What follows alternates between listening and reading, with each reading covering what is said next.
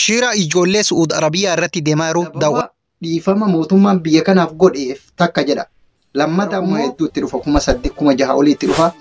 Sababa godhee hin dandeenyu gatii kana waan jedhu waan qeeqa godheef sababa kana taate balaan jirre biyya kana keessa gabboofna waan jedhan ni irratti mari'atanii irratti walii baatee zubaalaan gatiin itti arabni bakka hundaa gorsaa jirti. Kana nan kijibe yoo kijibe viidiyoon kun naara gaadha. Gaayyaa jara ijoollee dhiiraa keessanii manaatiin itti makiinaa isa kan jaraa miti ta'edhanii innaa isin dattanii salaamataa jedhu hojii dhadhu achumaan qabanii makiinaa adii kanaaf abbisina eeguu eeggadhaa keessattuu badoo keessa jirtan akkasii kanaaf godheef takka jedha. Lammata ammoo namni kenna waa'ee qaamaa irratti gatiin nutti ol ka'e warra waggaa 10 oltu jira. Gara 1,000 hedduu itti dhufa 8,000 olii itti dhufa. Sababa kanarraa namni kenna qeeqa godhee hin dandeenyu gatii kana waan jedhu waan qeeqa godheef sababa kanarraa kan ka'e yoo isaan ka baafatan taate ni dhiifna yoo isaan hin baafannu akka hin baafannu jedhanii kan girgirii godhan taate balaan jirre biyya kana keessa gabboofna waan jedhan ni irratti mari'atanii irratti walii galan. Namaan natti himee jira ammoo ammallee qabatama waan ta'edha. Isinii galee gara dhumaatitti waan isinii maxxansu jira. Viidiyoo kana hanga dhumaatitti naa daawwadha. Laayikii, sheer, sabiskiraayib godha. Oduu dhageenya asirraan isinii gabaasna. Irra caalaan tokkokiin adabbii namatti kenna waan ta'eef tokkokii hedduu na jalaa qube waan ta'eef karaa yuutuubii irraan hordofaa. Galatooma. Salaamu alaikum warahmatullaahi wabarakaatu. Hanga viidiyoo biraatiin walitti dhufnutti nagaan naa tura.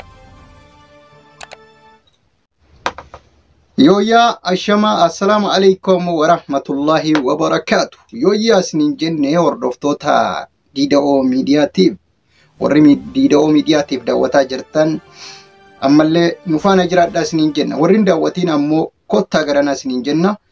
Okay, wanni amma ani qabadhee dhufe samoona kana miidiyaa kanarratti waan deemaa jirtu argaa jirtanii.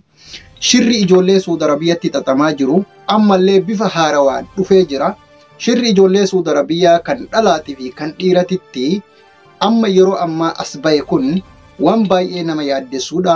Waan baay'ee nama gaddisiisuudhallee. Yeroo ammaa kana maaltu jira? Maaltu deemaa jira yoo jennee kan ilaallu ta'e waan baay'ee nama jibbisiisuudha. Qabaan biyya Saudi Arabiyaa kana keessatti yeroo ammaa kana gar malee akka cimee fi akka jabaatee itti fufaa jiru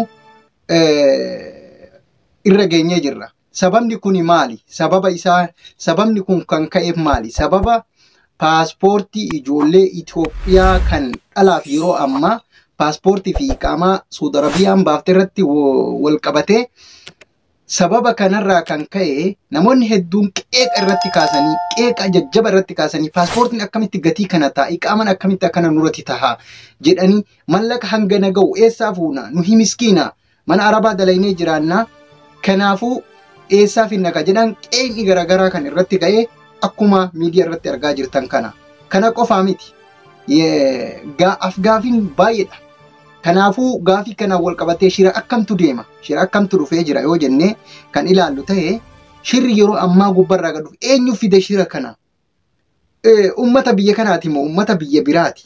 Yoo jenne biyya Arabaati jennee yoo shirri kun akkamitti dhufe yoo jenne shira kana kan fide namuma kenna imbaasirraa qabee shira kana kan xaxaa maaliifi sababa ijoolleen qeeqa irratti kaasanirraa kan ka'e amma namni tokko shamarran Oromoodha Itoophiyaadha ala baatee zubaalaan gatiin itti arabni bakka hundaa gorsaa jirti. Kana nan kijibe yoo kijibe viidiyoon kun naara gaadha. Viidiyoo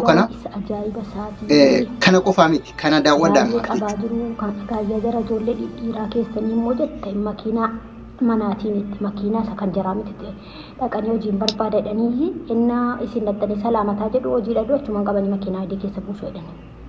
Kanaaf abbisina eeguu eeggadhaa keessattuu kan jarri dhiiraa badoo keessa jirtan akkasitti of eegaa jarri immoo shamarran akka kootii kun immoo. Okay, thank you. Galatoom. Akkuma viidiyoo kana agartan qabaan daran cimee jira. Hojjattuun akka gadi baatee zubaalaa darbuu hin dandeenye. Ijoollee dhiiraa makiinaa biraatiin qabaa jiran. Qabaan cimee waan fufeef sababa kana kan fide nama Oromooti. Nama Itoophiyaati. Nama paaspoora warra iqaamaa kana walitti haxoofnee yoo jarri iqaamaa baafachuu didan walitti haxoofnee mana hidhaatitti guurraa.